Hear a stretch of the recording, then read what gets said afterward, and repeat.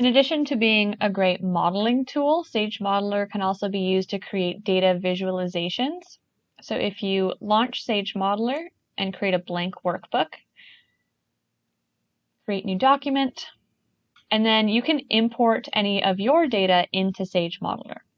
So to do that, the first step is to make sure that your data is simple with just one sheet, not multiples, because you're going to save it as a CSV.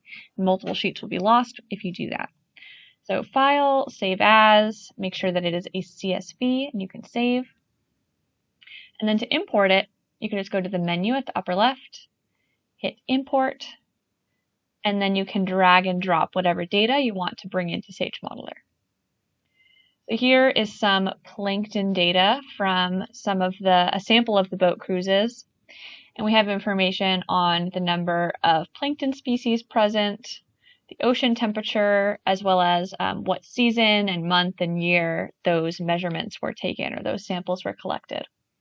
So creating graphs is really simple. You just hit the graph icon, and then you can just drag and drop whatever variables you want to compare.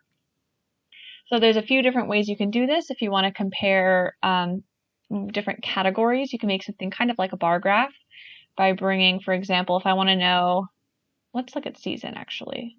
Let's see how our plankton abundance varies in different seasons. So I have season in the x-axis, and I can drag number of plankton species into the y-axis. And let's plot each of our different data points. You can see overall which season had the highest or lowest number of plankton species. And as you can see, there is a decent amount of variation, but if you click the little ruler, you can add medians, or you could add means. And so here you can see on average how many plankton species were in the samples in fall versus spring, summer, and winter. Another thing that you can do is create a scatter plot to see if there's correlations between different variables. So if I wanted to know how temperature affects the number of plankton species, you can drag and drop both of those and they'll create a scatter plot for you. So as the temperature goes up, what happens to our average number of plankton species?